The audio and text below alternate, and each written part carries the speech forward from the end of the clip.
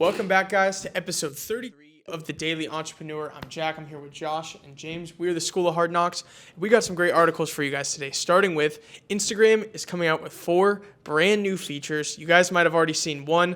It's the little notes feature on the top of DMs. This is just one of many that they're rolling out. The others kind of include one being they're going to be copying Be Real. They're basically just going to have like a thing called Candid Stories, where it's basically you just take your candid story of the day and it's the front and back camera, kind of like Be Real. The next one would have to be collaborative collections. So you know how you can save posts on Instagram.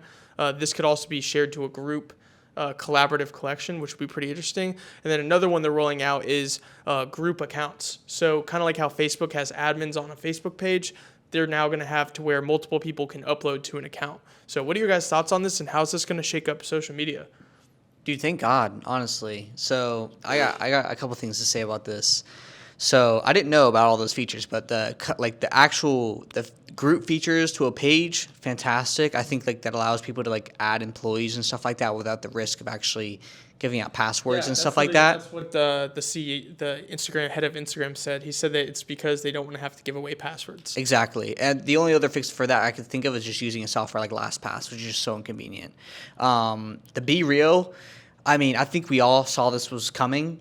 TikTok tried to implement it. I don't think it's doing very well personally. Right. I've never thought about using it. The one thing I'll say about that too is I was actually reading an article recently about kind of the biggest trends in social media going in for the next few years, and in particular in 2023. And one of the biggest things is going to be authenticity, and that's kind of why Be Real came onto the scene. And that was a major component about Be Real. Is it's there's always been talks about how social media is everyone's guess how much Be Real is worth now, as a company? Billions probably.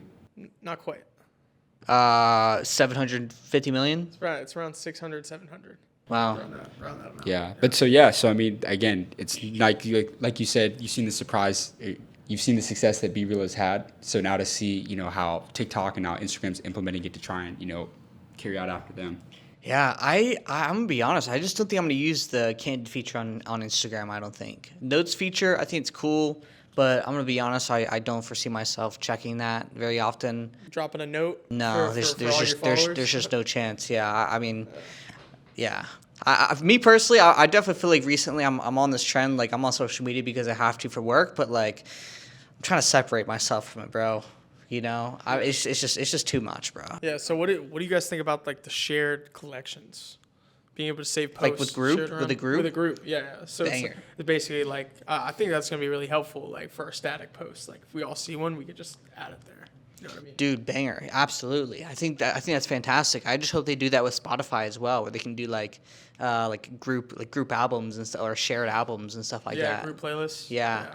Yeah, but I think we move on to our next one. Yeah, and the next topic is that Apple is officially going to be launching third-party app stores. So for the longest time, forever, you could only download and get apps through the Apple App Store. But now you could actually download apps through third-party stores. So what are your thoughts on this? Give me an example of that. So for example, how there's only certain apps that can go through the App Store. So now other kind of platforms and third-party apps can come out to where you can download apps from there. So mainly if let's say Instagram had sub apps that you had to download, or Shopify if there were if there were apps on the App Store. So there's just going to be more app stores that you can download things from, So it's Yeah, I mean, I just think for them it's just another bag move, to be honest. I know a big thing that a lot of founders complain about, especially these subscription model companies, let's say FanHouse or Spotify. They are always ripped into Apple, being look, you guys have monopolized the market. You guys are taking I think it's a 20% cut, 30% cut of all. So for them, it's just another bag move. But I don't know, man. I think it's shitty. But I mean, as a consumer.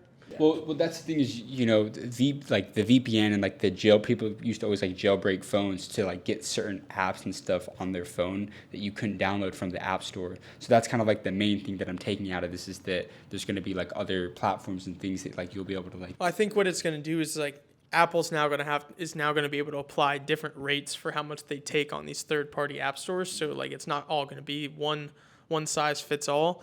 And that's honestly kind of a win for developers, because if they're coming up with apps specifically just for one purpose, maybe they're only going to get a 15% cut that Apple's going to take versus 30, which is kind of a W. Yeah, more exposure for them too. So I guess it doesn't hurt too much. But talking about someone who's hurting right now, Jack Dorsey is actually taking the blame for Twitter failures, and he's actually willing to pledge $1 million to a company called Signal. And I just want to quote some of the things that he said about his journey throughout being, co-founder of Twitter. One of the first things that he said was that he based Twitter around like the principles that he had learned through past actions as a co-founder, but he ultimately realized that he felt like he was losing control and like losing interest in pushing ideas further for the company because an activist entered the stock in 2020. And me and Jack were chopping it up about this earlier. And how we interpreted that is we're guessing that a major stockholder bought a lot of shares within the company to where they got voting privileges to where his voice was not nearly as strong as it was. What do you guys think about that? And I guess you just say like the dangers of taking your company public and just losing control of what you can actually do. Well, I think this is why, when Elon purchased Twitter, it was apparent that they had to go private. Again, they had to basically eliminate the voice of the people that were controlling the company pretty much. It had to go down to the raw meat and bones of just whoever is in charge of the company within the organization runs it. It's not people whose money is just being thrown around. Yeah, I really think that that's probably what happened. I mean, bigger story with Jack Dorsey. I mean, a lot of the Twitter files that came out didn't really mention him in most of it. Yeah. And then some did. So that's probably why he started getting a bunch of heat because some of the Twitter files were fired at him. What's coming back around now is that, he was involved in some of the Twitter file stuff, but he really wasn't involved. Like, he wasn't really there mentally, like, not because of, like, an illness, but because just, like, he's thinking about other companies. It's just because he was noted as CEO. He had to give the sign off on certain things. Yeah. It was probably just briefed in the wrong way. So, I mean, Bill Burr over here, what's on your noggin about this topic? Yeah, well, I mean, just on the topic of like Twitter files, it has been, really interesting to see kind of a lot of the development that has come out about it. Just like all in all, kind of a lot of the stuff that was like censored, between the whole thing with President Trump and then just other, like a lot of like users and stuff were out there, Yeah. So. Yeah. One of the things that he actually said about the suspension of Trump's account was that during the third, pretty much how he addressed it was, we did the right thing for the public company business at the time, but we did the wrong thing for the internet and society overall. Yeah, I think he's honestly just playing catch up because of like these things that are coming out about the company that he was in charge of and just all of these discrepancies and lack of transparency. He's really trying to do some damage control here. And I mean, Elon's vouching for him, basically saying that like I don't think that it was really the problems at Twitter were on account of him. Yeah. So there's no other way to put it. He was the founder of the company, so he's going to get dragged into the mess and all the fire up. Absolutely. Regardless, though, made one of the best social media apps of all time. By far. But I think that about wraps it up. Thank you guys for watching. If you enjoyed this episode, please leave a like and subscribe. We got a lot of great episodes on the way. Go check us out at the School of Hard Knocks on our main channel. And yeah, time for a quote of the day. A 10X rule. You're never doing enough. Grant Cardone.